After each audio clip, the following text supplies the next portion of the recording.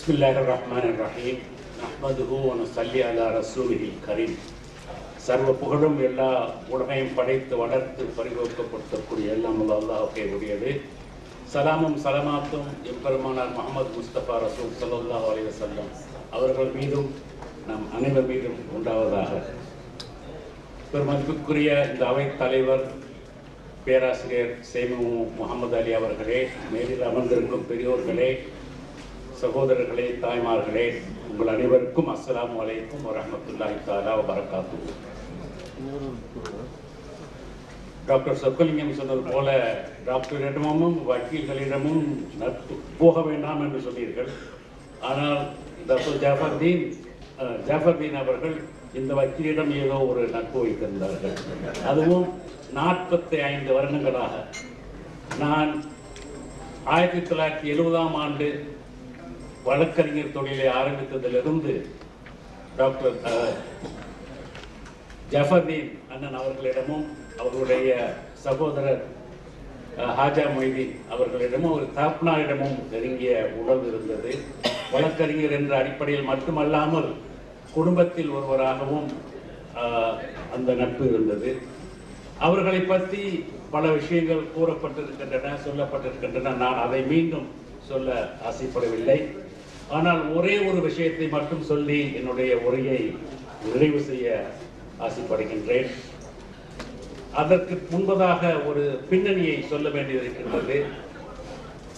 மலேசிய நாட்டிலே 1983ஆம் ஆண்டு இஸ்லாமிய வங்கி முறை அமலாக்கத்திற்கு கொண்டு வரப்பட்டது. அது வழக்கம் போல உள்ள அந்த கன்வென்ஷனல் பேங்கிங் என்ற அந்த வங்கி முறைக்கு மாறுபட்ட ஒரு முறையாக அது திகழ்ந்தது. அது மலேசியாவிலே வெற்றிகரமாக நடந்து கொண்டிருந்தது. அதில் 1983ஆவது ஆண்டிலிருந்தே எனக்கு ஈடுபாடு இருந்தது. இருந்த போதும் இந்தியா போன்ற ஒரு பெரிய நாட்டிலே இந்த வங்கி முறை ஏன் இன்னும் அறிமுகப்படுத்தவில்லை என்ற ஒரு எண்ணம் என்னிடம் தோன்றியது.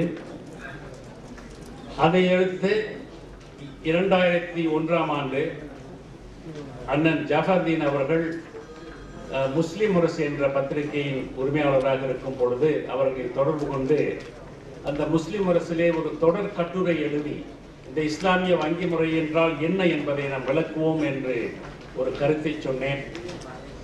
அவர்கள் சொன்னார்கள், அப்படி வேண்டாம், நான் ஒரு கூட்டத்தை ஏற்பாடு செய்கின்றேன், அங்கு வந்து நீங்கள் உரையாற்றுங்கள், அதன் மூலமாக அந்த வங்கி முறை இங்கு பிரபலமடையாக கூடிய வாய்ப்பு இருக்கின்றது என்று சொல்லி அவர்கள் அந்த பிரசிடென்ட் ஹோட்டல் என்ற அந்த ஒரு ஹோட்டலிலே ஒரு கூட்டத்தை ஏற்பாடு செய்திருந்தார்கள். இதை போல ஒரு பெரிய ஒரு 200 பேர் வந்திருந்த அந்த கூட்டத்தில் அந்த இஸ்லாமிய வங்கி முறையை பற்றி நான் உரையாற்றினேன். எனக்கு தெரிந்த அளவில் தமிழ்நாட்டிலே, இந்தியாவில் என்று எனக்கு சொல்ல முடியாது, தமிழ்நாட்டிலே இஸ்லாமிய வங்கி முறையை பற்றி ஆற்றப்பட்ட முதல் உரை அது என்றுதான் நான் நினைக்கின்றேன். அதிலே நிறைய படித்தவர்களும் வங்கியில் வேலை பார்ப்பவர்களும் வந்திருந்தார்கள். அவர்களுக்கெல்லாம் அது ஒரு புதுமையாக தெரிந்தது. அதிலே இஸ்லாமிக் ஃபவுண்டேஷன் ட்ரஸ்ட் என்று சொல்லக்கூடிய அந்த ட்ரஸ்டிலிருந்து பலர் வந்திருந்தார்கள். அதிலே அண்ணன் அப்துல் ரக்கீப் என்பவர்கள் அதில் மிக ஆர்வம் கொண்டு அதை தொடர்ந்து அவர்கள் அதை செயல்படுத்தி இந்த இந்தியா நாட்டிலே இஸ்லாமிய வங்கி முறையை நாம் எப்படியாவது ஆரம்பிக்க வேண்டும் என்ற ஒரு முயற்சியை அவர்கள் தொடராது செய்து வந்து கொண்டிருக்கின்றார்கள். அந்த அடிப்படையிலே எனக்கு தெரிந்த வரையில் இந்திய நாட்டில் இஸ்லாமிய வங்கி முறை செயல்படுவதற்கு சட்ட ரீதியாக ஒரு தடை இருக்கின்றது. அது என்னவென்றால், அது இஸ்லாமிய வங்கி முறை அறிமுகப்படுத்துவதற்கு முன்பதிலிருந்தே அந்த தடை இருக்கின்றது. அதாவது இந்த நாட்டின் பேங்கிங் சட்டப்படி எந்த ஒரு வைப்பு தொகைக்கும் இன்ட்ரெஸ்ட் என சொல்லப்படும் வட்டி கட்டாயமாக கொடுத்தாக வேண்டும் என்ற ஒரு விதிமுறை இந்த நாட்டு சட்டத்தில் இருக்கின்றது. அந்த விதிமுறை இருக்கின்ற வரையிலும் இஸ்லாமிய வங்கி முறை இந்த நாட்டில் முழுமையாக செயல்பட முடியாது என்ற ஒரு நிலை இருக்கின்றது. அதை நீக்கினால்தான் இஸ்லாமிய வங்கி முறை முழுமையாக இந்த நாட்டில் செயல்பட முடியும் என்பது ஒரு சட்ட ரீதியான ஒரு அமைப்பாகும். இதை பற்றி முஸ்லிம்கள் மட்டுமல்ல, முஸ்லிம்கள் அல்லாதவர்களும் இந்த இந்திய நாட்டிலே ஏன் இந்த இஸ்லாமிய வங்கி முறை வரவில்லை என்பதை பற்றி கூட பெரிய கட்டுரைகள் எழுதியிருக்கின்றார்கள். இந்தியாவையும் இஸ்லாமிய வங்கி முறையையும் பிரிக்க முடியாது, அவை இரண்டிற்கும் பொருத்தம் இருக்கின்றது என்பதை அவர்கள் வலியுறுத்தி அந்த இஸ்லாமிய வங்கி முறை இங்கு வர வேண்டும் என்று முஸ்லிம் அல்லாதவர்கள் இங்கு கோரிக்கை விடுத்துக் கொண்டிருக்கின்றார்கள்.